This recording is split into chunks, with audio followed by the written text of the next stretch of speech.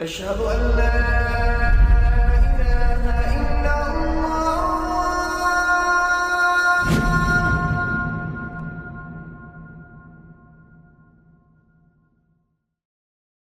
Raindrops media পরিবেশিত audio lecture series সংকটে নারীত্ব।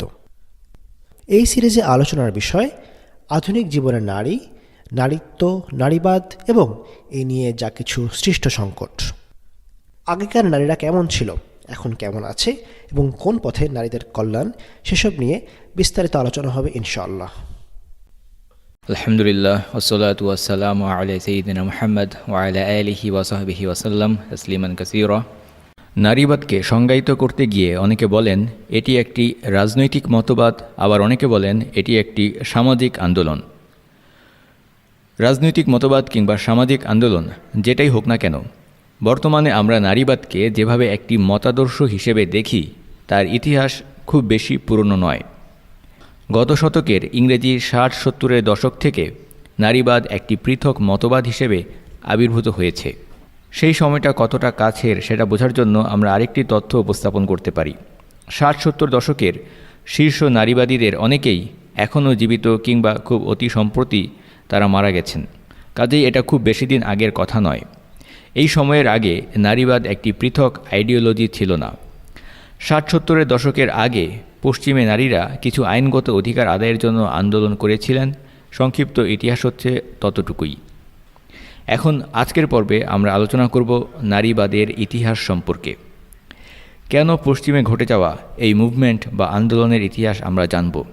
অন্যতম কারণ হচ্ছে বর্তমানে এটাই সেই সব ডমিন্যান্ট বা প্রভাবশালী আইডিওলজির অন্তর্ভুক্ত যেগুলো নানাভাবে ইসলামের সাথে সংঘাতে লিপ্ত, এবং নারীবাদ ব্যাপকভাবে আমাদের ব্যক্তি জীবন থেকে সামাজিক জীবন থেকে শুরু করে রাষ্ট্রীয় জীবন পর্যন্ত প্রভাবিত করছে। নারীবাদ কি বলে, কেন নারীবাদ সম্পর্কে জানা প্রয়োজন, নারীবাদী আকিদার 6টি মৌলিক পয়েন্ট, এগুলো সম্পর্কে আমরা প্রথম পর্বেই আলোচনা করেছি। নারীবাদের সেই সকল ভ্রান্ত বিশ্বাসের খণ্ডনগুলো কি, এই বিষয় সম্পর্কে এই সিরিজের শেষ দিকে আরেকটি পর্বে আবারও আলোচনা করা হবে ইনশাআল্লাহ। তবে আজকের পর্বে আমাদের মূল জানার বিষয় হচ্ছে ইতিহাস। কিভাবে নারীবাদী আন্দোলন বর্তমানে যেটাকে আমরা একটি মতাদর্শ হিসেবে দেখতে পাই সেই রূপ ধারণ করলো, সেটাই জানার চেষ্টা করা হবে এই পর্বে। জটিল বিষয়ের অবতারণা না করে একেবারে সহজভাবে গল্পের আকারে সেই সব ইতিহাস বর্ণনা করার চেষ্টা করা হচ্ছে। মানবজাতির ইতিহাস হাজার হাজার বছরের পুরনো ইতিহাস। মানবজাতির ইতিহাস শুরু হয়েছে সাইয়্যিদনা আদম আলাইহিসসালামের মাধ্যমে। মানবজাতির ইতিহাস হচ্ছে আম্বিয়া আলাইহিমুসসালাম বা নবী রাসূলদের ইতিহাস। সেটাই হচ্ছে ইতিহাসের মূল ধারা। যে কারণে আমরা দেখতে পাই আল্লাহ তাআলা কুরআনের প্রায় 3/1 বা 1/3 অংশ জুড়ে পূর্ববর্তী নবীদের বিভিন্ন শিক্ষণীয় ঘটনা উল্লেখ করেছেন। কাজেই নিঃসন্দেহে ইতিহাস জানার প্রয়োজনীয়তা আছে, এবং এই ইতিহাসকে জানতে হবে এবং বুঝতে হবে নবী রাসূলদের ইতিহাসের আলোকে। এমন কোনো জনপদ নেই, এমন কোনো এলাকা নেই যেখানে আল্লাহ তাআলা সতর্ককারী নবী রাসূল পাঠাননি। প্রত্যেক জনপদে আল্লাহ তাআলা নবী রাসূল পাঠিয়েছেন এই মর্মে যে একমাত্র আল্লাহর ইবাদত করা হবে এবং তাগুতকে বর্জন করা হবে। এটাই হচ্ছে মানবজাতির দীর্ঘ ইতিহাসের মূল কথা বা সার কথা। সেই দীর্ঘ ইতিহাসের দিকে না গিয়ে আমরা আমাদের আলোচনার সাথে যেটা প্রাসঙ্গিক, নারীবাদের ইতিহাস সম্পর্কে জানতে গিয়ে আমাদের আলোচনা শুরু হবে ইতিহাসের একটি টার্নিং পয়েন্ট বা যুগ সন্ধিক্ষণ থেকে। সেটা হচ্ছে যখন থেকে ইউরোপে ধর্মকে বাদ দিয়ে, মানবরচিত মতবাদ দিয়ে দেশ, রাষ্ট্র, সমাজ, পরিবার, অর্থনীতি, এক কথায় সব কিছু পরিচালনা করার সিদ্ধান্ত নেওয়া হলো, আমরা সেখান থেকে আমাদের আলোচনা শুরু করব। অর্থাৎ যখন থেকে ওহীর নির্দেশনা বাদ দিয়ে মানুষের বুদ্ধি বিবেককেই সব কিছুর চূড়ান্ত ফয়সালাকারী, সিদ্ধান্তদাতা, আইন হিসেবে গ্রহণ করা শুরু হলো, সেটাই হচ্ছে বর্তমান সময়ের ইতিহাসের একটি গুরুত্বপূর্ণ টার্নিং পয়েন্ট। মধ্যযুগে এবং বর্তমানেও ইউরোপের প্রধান ধর্ম হচ্ছে খ্রিস্ট ধর্ম। খ্রিস্টানরা যাকে মানার দাবি করে সেই ঈসা আলাইহিসসালাম, তিনি এসেছিলেন ফিলিস্তিনের জেরুজালেম এলাকায়। জেরুজালেম, শাম এবং মিশর, এই সকল এলাকায় ছিলেন তিনি। ঈসা আলাইহিসসালামের জীবদ্দশাতেই ইহুদিদের মাধ্যমে তার অনুসারীরা, যাদেরকে আমরা বর্তমানে খ্রিস্টান বলে ডাকি, তারা নির্যাতিত হচ্ছিল। এক পর্যায়ে ইহুদিরা সাইয়্যিদিনা ঈসা আলাইহিসসালামকে হত্যার চক্রান্ত করল সেখানকার শাসক গোষ্ঠী রোমানদের সাথে মিলে। রোমানরা তখন বাইজেন্টাইন সাম্রাজ্যের মাধ্যমে মিশরের সেই সকল এলাকা, ফিলিস্তিন এগুলো শাসন করত।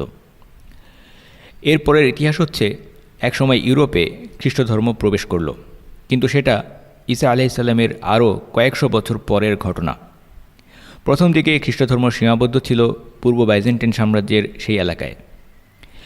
ইউরোপে যখনই খ্রিস্টধর্ম প্রবেশ করল ততদিনে খ্রিস্টধর্ম তাওহীদ থেকে বহু দূরে বিকৃত হয়ে গেছে, সেখানে শিরক, কুফর, নানা রকম বিষয় প্রবেশ করেছে।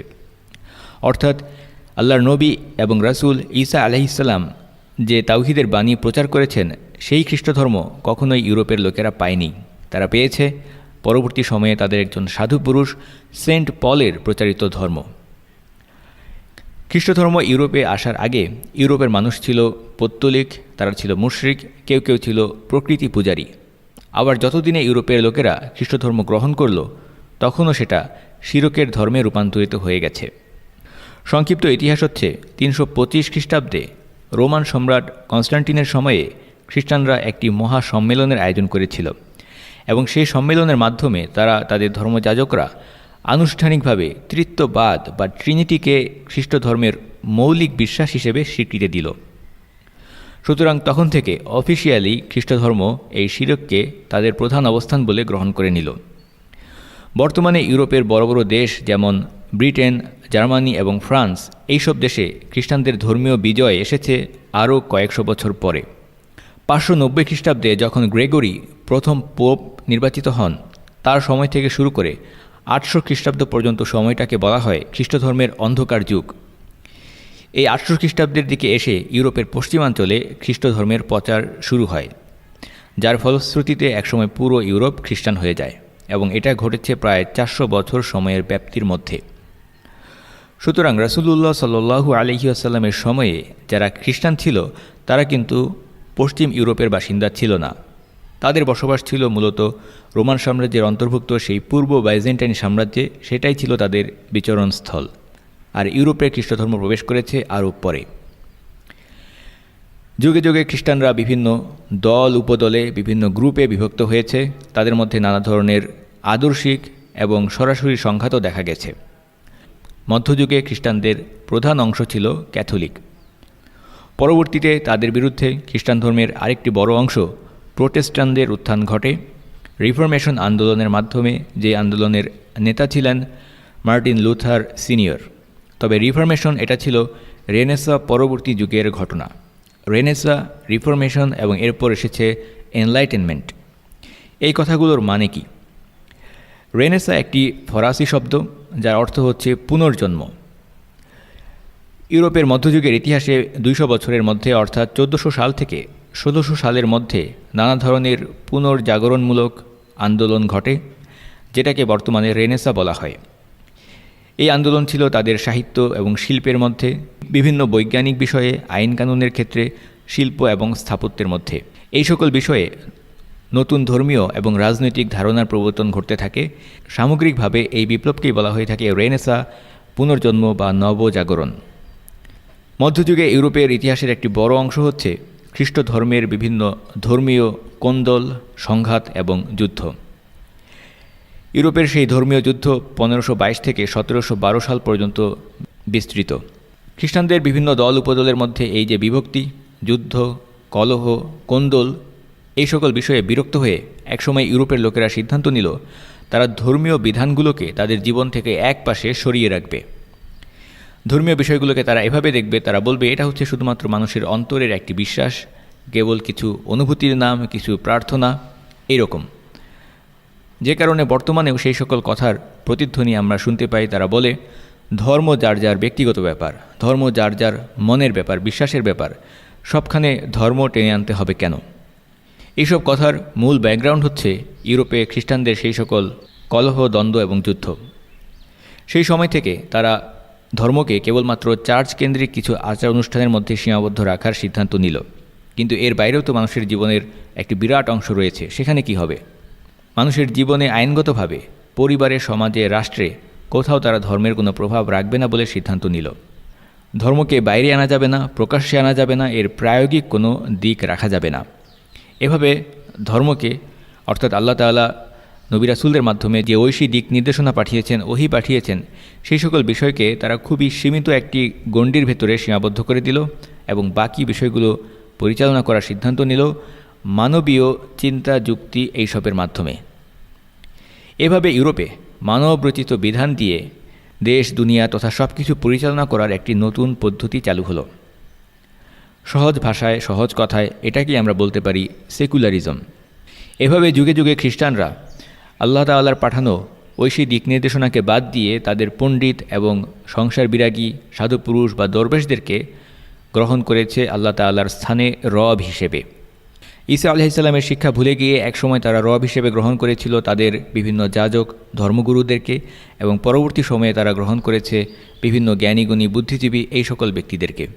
আল্লাহ তাআলা কুরআনে বলেছেন, ইত্তাখাযু আহবারাহুম ওয়া রুহবানাহুম আরবাবাম মিন দুনিল্লাহি ওয়াল মাসিহা ইবনে মারিয়াম। তারা তাদের পণ্ডিত এবং সাধু পুরুষদেরকে তাদের রব হিসেবে গ্রহণ করেছে আল্লাহকে বাদ দিয়ে, এবং গ্রহণ করেছে মারিয়ামের পুত্র ঈসাকেও। অথচ তাদেরকে আদেশ করা হয়েছিল একমাত্র মাবুদ আল্লাহ তাআলার ইবাদতের জন্য, যিনি ছাড়া কোনো মাবুদ নেই। অথচ তারা তার সাথে বিভিন্ন বিষয়কে শরীক সাব্যস্ত করে। আল্লাহ তাআলা এই সকল বিষয় থেকে মহাপবিত্র। সুতরাং সার কথা হচ্ছে, যখন থেকে ইউরোপে ধর্মীয় বিধানকে বাদ দিয়ে তারা তাদের মধ্যে বিভিন্ন চিন্তাশীল বুদ্ধিজীবী জ্ঞানীগুণী সাহিত্যিক এই সকল ব্যক্তিদের বুদ্ধি বিবেক দিয়ে সব কিছু পরিচালনা করতে লাগলো, এভাবে তাদের মধ্যে মানবরচিত জ্ঞানের একটি নতুন ধারা সৃষ্টি হলো। উল্লেখ্য, মানবরচিত জ্ঞান বা মানুষের গবেষণালব্ধ জ্ঞান যতক্ষণ পর্যন্ত ওহীর জ্ঞানের অনুগত থাকবে বা ওহীর জ্ঞানের সাথে সামঞ্জস্যপূর্ণ হবে ততক্ষণ পর্যন্ত কোনো সমস্যা নেই। আল্লাহ তাআলা মানুষকে যে বুদ্ধিবিবেক দিয়েছেন সেটা কাজে লাগিয়ে গবেষণার মাধ্যমে মানুষ বিভিন্ন বিষয় আবিষ্কার করতে পারে, বিভিন্ন সিদ্ধান্ত নিতে পারে, বিভিন্ন বিষয় ভালো মন্দ বুঝতে পারে। কিন্তু এই ক্ষেত্রে সেটা হতে হবে ওহীর জ্ঞানের অনুবর্তী বা ওহীর জ্ঞানের অনুগত সেই ধারা অনুসারে। যখন থেকে মানুষের আবিষ্কার করা জ্ঞান সেটা ওহীর জ্ঞানের বাইরে চলে যাবে, ওহীর জ্ঞানের সাথে সাংঘর্ষিক হবে, তখন থেকেই বিপদের শুরু। আর ইউরোপে ঠিক সেই ঘটনাটাই ঘটল। ওহীর বিষয়কে একেবারে বর্জন করে সর্বত্র মানুষের কথাই চূড়ান্ত, মানুষের কথাই সর্বোচ্চ এভাবে গ্রহণ করা হলো। মানুষকে মানুষের উপরে রব সাব্যস্ত করা হলো। এই অবস্থাকেই ইউরোপের লোকেরা নাম দিল, এটা হচ্ছে ইউরোপের ধর্মীয় অন্ধকার যুগের অবসান বা আলোকপ্রাপ্তি, যেটাকে ইংরেজিতে বলে এনলাইটেনমেন্ট। অথচ ইসলামের দৃষ্টিকোণ থেকে দেখলে এটার নাম হওয়া উচিত ছিল নব্য অন্ধকার যুগ বা নিউ ডার্ক এইজ। যাই হোক, সেই সময়টা হচ্ছে ইংরেজি 17 এবং 18 শতাব্দী, অর্থাৎ 1600 সাল থেকে শুরু করে 1799 সাল পর্যন্ত এই সময়টাকে বলা হয়ে থাকে এনলাইটেনমেন্ট। ইউরোপে যখন এনলাইটেনমেন্ট ঘটল, তখন একদিকে ফ্রান্সে চলছিল ফরাসি বিপ্লব, যার ব্যাপ্তি ছিল 1787 সাল থেকে 1799 সাল পর্যন্ত বা 18 শতাব্দীর একেবারে শেষের অংশে। কাছাকাছি সময়ে উত্তর আমেরিকাতেও ঘটল আমেরিকার স্বাধীনতা আন্দোলন, যার ব্যাপ্তি ছিল 1775 থেকে 1783 সাল পর্যন্ত। এইসব আন্দোলনের যারা নেতৃত্বস্থানীয় ব্যক্তি ছিলেন, সেই সব চিন্তাবিদ এবং দার্শনিকরা, অর্থাৎ সেকুলারিজম ধর্মের যারা আলেম, তাদের মধ্যে বিভিন্ন বিষয়ে আলাপ আলোচনা চলছিল। নানা মুনির নানা মত, যত মত তত পথ, আর এই সবগুলো পথ হচ্ছে শয়তানের পথ, আর ইসলামের পথ হচ্ছে সরল পথ, সঠিক পথ, একটি সোজা রাস্তা। যা হোক, সেই সেকুলার ধর্মের যারা আলেম, তাদের মধ্যে যে সকল বিষয়ে আলোচনা চলছিল, সেই সব ইস্যুর মধ্যে একটি গুরুত্বপূর্ণ ইস্যু ছিল নারীদের ইস্যু। কারণ এতদিন পর্যন্ত ইউরোপে সমাজে, পরিবারে, রাষ্ট্রে, সর্বত্র নারীদের ভূমিকা কী হবে সেটা নির্ধারিত হতো ধর্মীয় বই পুস্তকের মাধ্যমে বা চার্চের মাধ্যমে অথবা ধর্মযাজকদের মাধ্যমে। কিন্তু এখন যেহেতু তারা সিদ্ধান্ত নিয়েছে ধর্মীয় বিধানকে জীবন থেকে এক পাশে কেবল ব্যক্তিগত অনুভূতির মধ্যে সীমাবদ্ধ করে রাখবে, কাজেই সেই নতুন পটভূমিতে পরিবারে, সমাজে, রাষ্ট্রে, অর্থাৎ প্রাইভেট লাইফে কিংবা পাবলিক লাইফে নারীর ভূমিকা কী হবে সেটা নিয়ে নতুন করে আলোচনা, তর্ক বিতর্ক শুরু হলো। সেই সময়ে তাদের মধ্যে প্রমিনেন্ট আইডিয়া ছিল এটাই যে নারীরা ঘরে থাকবে, প্রাইভেট ডোমেইন দেখাশোনা করবে, আর ঘরের বাইরের যে দুনিয়া সেই পাবলিক ডোমেইন দেখাশোনা করবে পুরুষরা। এটা শুধুমাত্র ইউরোপে নয়, বরং সারা পৃথিবীতেই ছিল একই অবস্থা। নারীরা সর্বত্র ঘরের বিষয়গুলো দেখাশোনা করত, সন্তান দেখাশোনা করত, সংসার দেখাশোনা করত, আর ঘরের বাইরের বিষয়গুলো দেখাশোনা করত পুরুষরা। সেই রকম একটি প্রেক্ষাপটে ফরাসি দার্শনিক রুশো শিক্ষা ব্যবস্থা নিয়ে একটি বই লিখলেন, যে বইটির নাম দিলেন তিনি এমিলে। এমিলি এই বইটি প্রকাশিত হয়েছিল 1763 সালে। এই বইটি আসলে কি? বইটি আসলে হচ্ছে একটি উপন্যাসধর্মী নিবন্ধ বা উপন্যাস সন্দর্ভ। শব্দগুলো খুবই কঠিন এবং জটিল। এর সহজ অর্থ হচ্ছে তিনি বেশ কিছু আর্টিকেল বা প্রবন্ধকে উপন্যাস আকারে উপস্থাপন করলেন, যেটাকে তিনি নাম দিলেন এমিলে। বইটির মূল থিম ছিল যে কিভাবে একটি দূষিত সমাজে আদর্শ সুনাগরিক গড়ে তোলা যায়, যেসব সুনাগরিক সেই দূষিত সমাজে টিকে থাকতে পারবে। এই মর্মে রুশো সেই উপন্যাসে কয়েকটি চরিত্র সৃষ্টি করলেন, যার মধ্যে প্রধান চরিত্র হচ্ছে এমিলে। এমিলে একটি ছেলের নাম। একজন শিক্ষকের কাছে এমিলে বড় হয়ে উঠতে থাকে। একেবারে শিশু অবস্থা থেকে প্রাপ্তবয়স্ক হওয়া পর্যন্ত ধাপে ধাপে বিভিন্ন অংশ 5টি ভিন্ন অধ্যায়ে ব্যাখ্যা করা হয়। কিভাবে এমিলে সেই ওস্তাদের কাছ থেকে সব কিছু শিখছে, জ্ঞান অর্জন করছে, এইসব কাহিনী সেখানে আলোচনা করা হয়। রুশোর মূল থিওরি ছিল শিশুদেরকে স্বাভাবিকভাবে বেড়ে উঠতে দিতে হবে, তাদেরকে সহজতাভাবে বেড়ে ওঠার সুযোগ দিতে হবে। শিশুদের শিক্ষায় সমাজের নাক গলানো উচিত হবে না। এখানে সমাজ শব্দটিকে তিনি কালচার শব্দ এবং ধর্ম শব্দের রিপ্লেসমেন্ট হিসেবে ব্যবহার করেছেন, যেভাবে অনেক মানুষ প্রকৃতি শব্দকে বা নেচার শব্দকে ব্যবহার করে আল্লাহ শব্দের রিপ্লেসমেন্ট হিসেবে। রুশো উল্লেখ করেন যে শিশুদেরকে কোনো ধরনের ধর্মীয় শিক্ষা দেওয়া উচিত নয়। যেহেতু ফরাসি বিপ্লবের সেই উর্বর পটভূমি, সেই প্রেক্ষাপটে এই সকল বই লেখা হয়েছিল, যখন কিনা ধর্মকে বাদ দেওয়ার চূড়ান্ত প্রচেষ্টা চলছিল, সেই অবস্থায় রুশো এই সকল তথ্য উল্লেখ করেন যে শিশুদেরকে কোনো ধরনের ধর্মশিক্ষা দেওয়া উচিত নয়। স্বাভাবিকভাবেই সেই বিষয়টা সেই যুগে একটি বিরাট বিতর্ক সৃষ্টি করে। এর প্রেক্ষিতে বইটি নিষিদ্ধ করা হয় এবং তার কপিগুলো জনসম্মুখে পুড়িয়ে ফেলা হয়, রুশোকে নির্বাসনে পাঠানো হয়। যা হোক, কাহিনীর এক পর্যায়ে তিনি দেখান বইয়ের 5ম অধ্যায়ে যে বইটির মূল চরিত্র এমিলে যখন নওজোয়ান, তখন সে সোফি নামের একটি মেয়ের সাথে পরিচিত হয়। কিন্তু শিক্ষকের উৎসাহে এমিলে সিদ্ধান্ত নেয় সে আরও জ্ঞান অর্জন করবে, নিজেকে জানবে, সমাজকে জানবে। এই উদ্দেশ্যে সে সোফিকে ছেড়ে 2 বছরের জন্য ভ্রমণে বের হয় এবং সেলফ রিফ্লেকশন বা আত্ম উপলব্ধির পেছনে সময় কাটায়। এভাবে যখন এমিলে পুরোপুরি জ্ঞান অর্জন করল, রুশোর ভাষায় এনলাইটেন্ড হলো, আলোকিত হলো, তখন সে সোফিকে বিয়ে করল আর সিদ্ধান্ত নিল তার ওস্তাদ যেভাবে তাকে যত্ন আত্মি নিয়ে শিক্ষা দিয়েছে, সেভাবে সে নিজেও তার ভবিষ্যতের সন্তানদেরকে শিক্ষিত করবে। এভাবে রুশো একটি কাহিনী কাঠামো ব্যবহার করে মূলত বিভিন্ন প্রবন্ধ বা আর্টিকেলের মাধ্যমে তার ভাষায় একটি নষ্ট সমাজে কীভাবে সুনাগরিক গড়ে তোলা যায় তার একটি উপায় বা পদ্ধতি বাতলে দেন, শিক্ষা সম্পর্কে নানা ধরনের থিওরি এবং আলোচনা উপস্থাপন করেন। যে কারণে এই বইটি নিয়ে আমরা কথা বলছি, তার কারণ হচ্ছে রুশো সেই বইটিতে দেখান যে নারী আর পুরুষের শিক্ষার উদ্দেশ্য কখনো এক হওয়া উচিত নয়, বরং পৃথক হওয়া উচিত। নারী শিক্ষা পুরুষের থেকে আলাদা হওয়া উচিত এবং এই সম্পর্কে রুশো তার চিন্তাধারা উল্লেখ করেন। রুশো বিশ্বাস করতেন যেহেতু সমাজে নারী এবং পুরুষের ভূমিকা, জেন্ডার রোল এক নয়, আলাদা, কাজেই তাদের মধ্যে শিক্ষার উদ্দেশ্যও এক হওয়া উচিত নয়, কিছু পার্থক্য থাকা উচিত। সেই সময়কার সামাজিক এবং বৈশ্বিক প্রেক্ষাপট অনুসারে রুশো মনে করতেন একজন নারীর জীবনের প্রধান লক্ষ্য হওয়া উচিত স্ত্রী হওয়া এবং মা হওয়া, আদর্শ স্ত্রী হওয়া, আদর্শ মা হওয়া। রুশো এই বিষয়টিকে দেখেছেন পুরুষের দৃষ্টিকোণ থেকে। তিনি উল্লেখ করেছেন নারীর সমস্ত শিক্ষা হওয়া উচিত পুরুষের আপেক্ষিক। পুরুষদেরকে খুশি করা, তাদের কাছে উপকারী হওয়া, তাদের কাছে প্রিয় ও সম্মানিত হওয়া, শৈশবে তাদের লালন পালন করা, বয়সকালে তাদের যত্ন নেওয়া, তাদের পরামর্শ দেওয়া, সান্ত্বনা দেওয়া, তাদের জীবনকে মধুর এবং সুন্দর করা হচ্ছে নারীর সবসময়ের দায়িত্ব এবং শিশুকালেই তাদেরকে এসব শেখাতে হবে। এসব নীতি থেকে আমরা যতটা অমান্য করব, ততটাই বিচ্যুত হব আমাদের লক্ষ্য থেকে, এবং এছাড়া আর যে শিক্ষাই নারীকে দেওয়া হোক না কেন সেটা আমাদের জন্য সুখকর হবে না। যেহেতু নারীরা ঘরে থাকবে এবং সংসারের বিষয়গুলো দেখাশোনা করবে, তাই একজন আদর্শ গৃহিণী হওয়ার জন্য যা যা থাকা প্রয়োজন, রুশো মনে করতেন নারীদের শিক্ষা ব্যবস্থার লক্ষ্য তেমনটাই হওয়া উচিত। এই ছিল নারী শিক্ষার ব্যবস্থা সম্পর্কে রুশোর মতামত। আগেই বলা হয়েছে এই বইটি লেখা হয়েছিল ফরাসি বিপ্লবের উর্বর পটভূমি কালে। সেই সময়ে আরেকটি গুরুত্বপূর্ণ সামাজিক পরিবর্তন ঘটছিল শিল্প বিপ্লবের মাধ্যমে। শিল্প বিপ্লবের মাধ্যমে কিভাবে নারীদের জীবন প্রভাবিত হয়েছে, কতটা পরিবর্তিত হয়েছে তাদের জীবন এবং চিন্তা চেতনা, এই সম্পর্কে আলোচনা একটু পরেই সামনে আসতে যাচ্ছে। ফরাসি বিপ্লবের সময়ে যে সকল আইডিয়া বিকশিত হয় তার 3টি মূল কথা হচ্ছে লিবার্টি, ইকুয়ালিটি এবং ফ্রেটার্নিটি বা স্বাধীনতা, সাম্য এবং ভ্রাতৃত্ব। এই সকল আইডিয়ার কারণে নারীরাও ব্যাপকভাবে প্রভাবিত হতে থাকে। তারাও বিভিন্ন বিষয়ে তাদের রাজনৈতিক মতামত জানাতে আগ্রহী হয়ে ওঠে।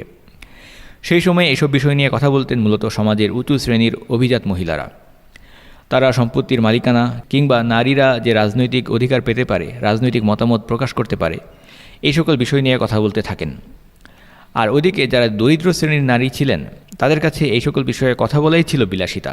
তারা ব্যস্ত ছিলেন তাদের কর্মজীবনের শোষণ, বৈষম্য, কর্মক্লান্ত জীবন, এই সকল বিষয় নিয়ে।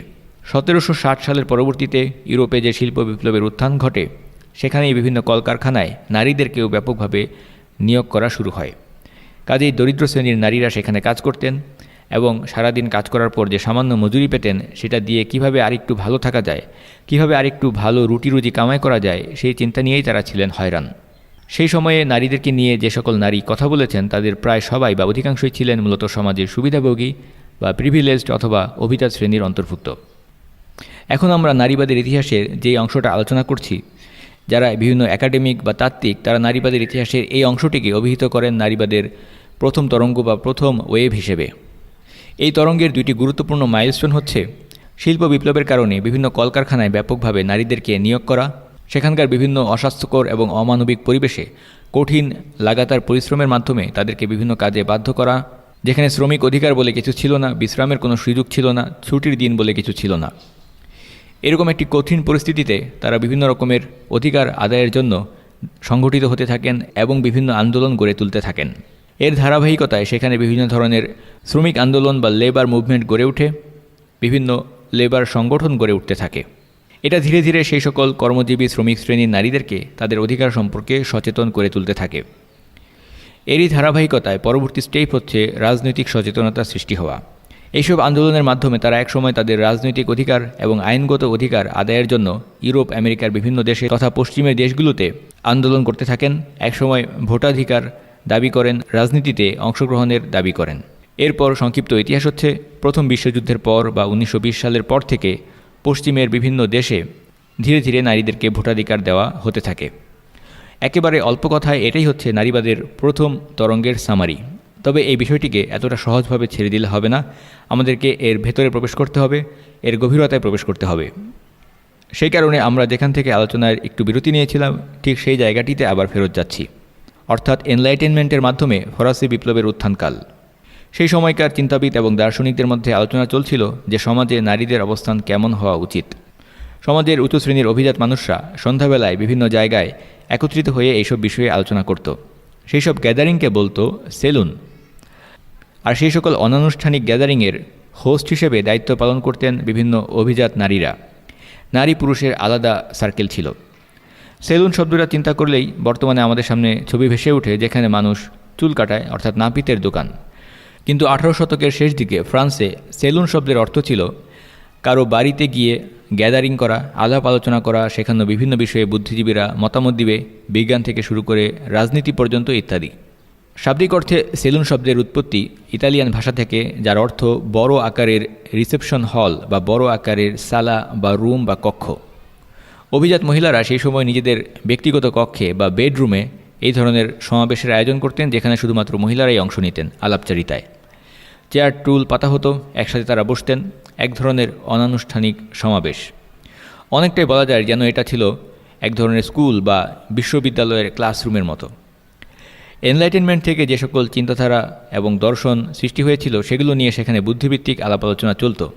ফলে এই সেন্টারগুলো, এই সেলুনগুলো নারীদের জন্য কিংবা পুরুষদের যে সকল আলাদা গ্যাদারিং ছিল সেগুলো এক একটি অনানুষ্ঠানিক শিক্ষা কেন্দ্রে পরিণত হয়। সেখানে বুদ্ধিজীবীরা নানা বিষয়ে মতামত পেশ করতেন এবং এটাই হচ্ছে আমরা যেই সময় নিয়ে কথা বলছি সেই সময়কার সামাজিক সেটিং। এখন এই এনলাইটেনমেন্ট এবং ফেমিনিজমের মধ্যে সম্পর্কটা কী ধরনের? কয়েকটি পয়েন্ট আকারে কিছু একাডেমিক শব্দ ব্যবহার করে যদি আমরা বলি তাহলে বলা যায়, প্রথমত এনলাইটেনমেন্টের ফলে এগালিটেরিয়ান বা সমতাবাদী মতাদর্শ সৃষ্টি হলো। এনলাইটেনমেন্ট উৎসাহিত করল এগালিটেরিয়ান বা সমতাবাদী মতাদর্শকে এবং ইন্ডিভিজুয়ালিজম বা ব্যক্তি স্বাতন্ত্র্যবাদকে। এনলাইটেনমেন্টের ফলে ইউরোপ এবং আমেরিকায় সংঘটিত বিপ্লবের মাধ্যমে তৎকালীন সমাজে বিদ্যমান সমাজ কাঠামো বা ওল্ড ওয়ার্ল্ড অর্ডার এর পরিবর্তন ঘটল। ফ্রান্সে ঘোষণা করা হলো declaration of man and the citizen 1789 সালে।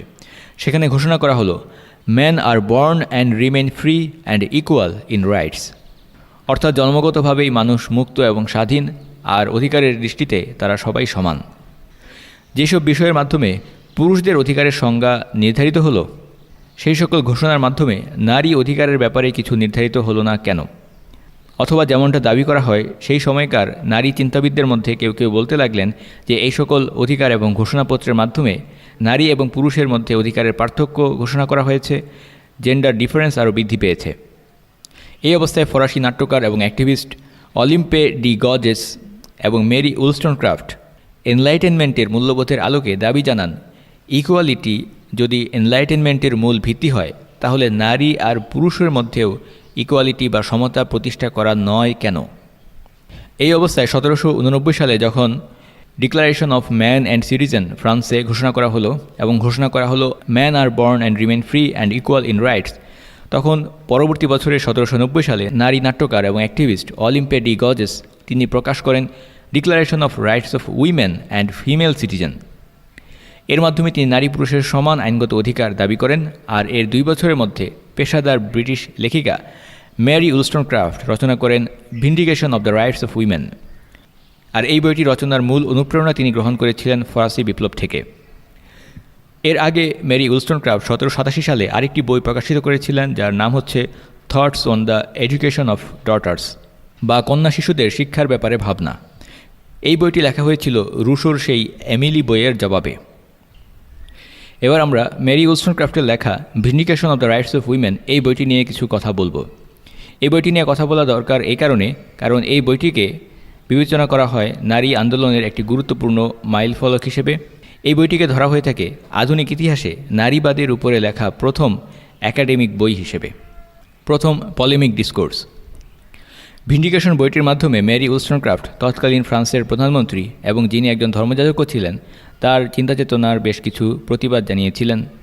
1791 সালে ফ্রেঞ্চ ন্যাশনাল অ্যাসেম্বলিতে একটি রিপোর্ট প্রকাশিত হয়েছিল, যাতে বলা হয়েছিল মহিলাদের শিক্ষা গ্রহণ করা উচিত ডোমেস্টিক সেটিংয়ের ভেতরে বা পারিবারিক পরিমণ্ডলের ভেতরে। মেরি উলস্টনক্রাফট এই বিষয়টির প্রতিবাদ করলেন এবং তার ভাষায় নারী উন্নতির পথে এবং স্বাধীন স্বনির্ভর জীবন গঠনের পথে তিনি প্রধান বাধা হিসেবে বিবেচনা করতে লাগলেন নারীদের ডোমেস্টিক লাইফকে, অথবা অন্য কথায় নারীদের প্রাইভেট ডোমেইন বা গৃহস্থালী কাজ করাকে, আর দাবি করতে লাগলেন নারীদের জন্য শিক্ষা ও কর্মক্ষেত্রে সমান সুযোগ সমান অধিকার দিতে হবে। এগালিটেরিয়ান বা সাম্যবাদী চেতনার আলোকে তিনি নারী পুরুষের মধ্যে লিঙ্গ নির্বিশেষে সমতার কথা বলতে লাগলেন সামাজিক ক্ষেত্রে এবং নৈতিক ক্ষেত্রে। মেরি উলস্টনক্রাফটকে বলা হয়ে থাকে তিনি হচ্ছেন নারীবাদের আদি মাতা বা আদি পুরুষ। যেমনটা অনেকেই বলে থাকেন, কার্ল মার্কস যেরকম সমাজতন্ত্রের, মেরি তেমনই নারীবাদের। মেরি উলস্টনক্রাফটকে ধরা হয়ে থাকে নারীবাদের প্রথম তরঙ্গের সবচেয়ে গুরুত্বপূর্ণ ব্যক্তিত্ব। এবারে আমরা সংক্ষেপে মেরি উলস্টনক্রাফট সম্পর্কে কিছুটা জানার চেষ্টা করব, তার ব্যক্তিত্ব এবং চিন্তা সম্পর্কে। নারীবাদের ইতিহাস আলোচনা করতে গিয়ে সামনের পর্বগুলোতে এবং এই পর্বেও বিভিন্ন ব্যক্তিত্বের বিবরণী আসতে থাকবে, তাদের চিন্তার বিবরণী আসতে থাকবে এবং তাদের ব্যক্তিত্ব সম্পর্কে কিছু বিশ্লেষণ আসতে থাকবে ধারাবাহিকভাবে। মেরি উলস্টনক্রাফট তিনি জন্মগ্রহণ করেছিলেন 1759 সালে লন্ডনে এবং তিনি ছিলেন 7 ভাই বোনের মধ্যে দ্বিতীয়। মোটামুটি একটি সচ্ছল পরিবারেই তার জন্ম হয়েছিল, কিন্তু তার পিতা ছিলেন বেশ অপচয়কারী বা খরুচে স্বভাবের। এইসব করতে গিয়ে পরিবার দারিদ্র্যের মধ্যে পড়ে যায়। এছাড়া তার পিতা ছিলেন একজন বদরাগী ব্যক্তি, মেজাজি ব্যক্তি। বিভিন্ন সময়ে মদ খেতেন, মাতলামি করতেন এবং মাতাল অবস্থায় নিজের স্ত্রীর গায়ে অর্থাৎ মেরি উলস্টনক্রাফটের মায়ের গায়ে হাত তুলতেন। ছোটোবেলায় শৈশব কৈশোরের সেই দিনগুলোতে মেরি উলস্টনক্রাফট বিভিন্ন সময়ে বাবার অত্যাচার থেকে মাকে সাধ্যমতো বাঁচানোর চেষ্টা করতেন। জীবনের একটা পর্যায়ে বিভিন্ন অভিজাত নারীর গৃহপরিচারিকা হিসেবে কাজ করেছেন মেরি উলস্টনক্রাফট।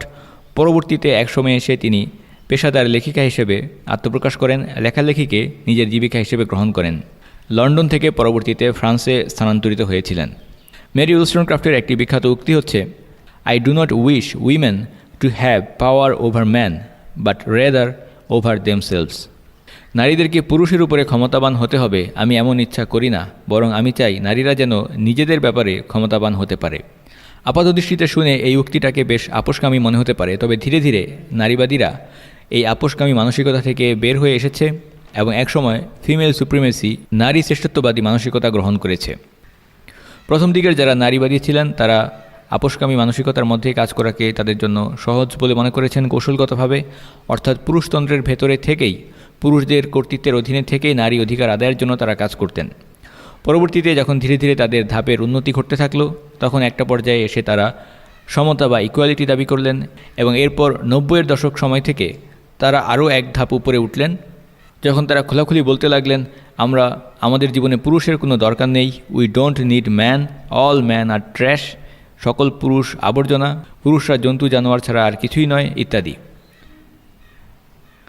রুশো যখন এমিলি বইয়ের মাধ্যমে জানালেন নারী এবং পুরুষের শিক্ষার উদ্দেশ্য, শিক্ষা ব্যবস্থা আলাদা হওয়া উচিত, তখন মেরি উলস্টনক্রাফট সেখানে সমতার দাবি করলেন।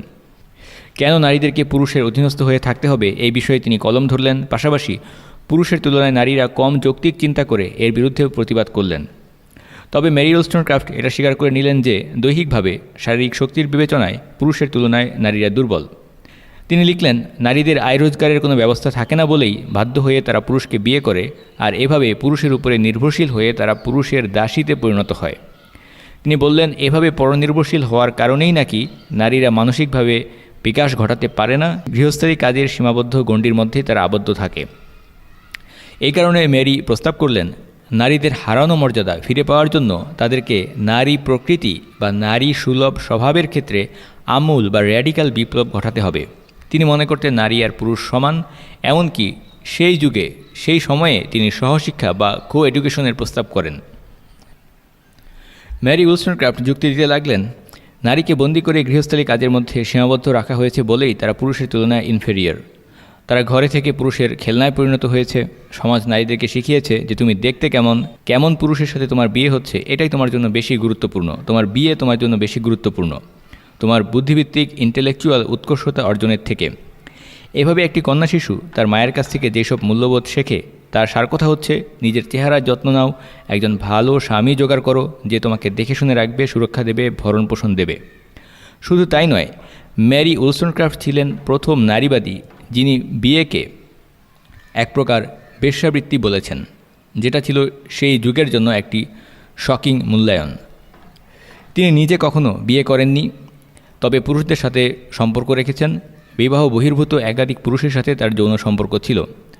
আর যেহেতু সেই যুগে স্বাভাবিকভাবেই বর্তমান সময়ের মতো কার্যকরী জন্ম নিয়ন্ত্রণের কোনো ব্যবস্থা ছিল না, ফলে ফলাফল কী ঘটতে পারে সেটা আমরা সহজেই অনুমান করতে পারি। দুইজন ভিন্ন পুরুষ থেকে মেরি উলস্টনক্রাফট দুইটি জায়জ সন্তান জন্ম দিয়েছেন, গিলবার্ট ইমালি থেকে একজন এবং পরে উইলিয়াম গডউইন থেকে আরেকজন। এভাবে এই প্রথা বিরুদ্ধ জীবন এবং বিতর্কিত রচনার জন্য সেই সময়ে অনেক মানুষই তার সমালোচনা করেছেন। সেই সব সমালোচকদের মধ্যে একজন মেরি উলস্টনক্রাফটকে পেটিকোট পরা হায়েনা বলে আখ্যায়িত করেছেন।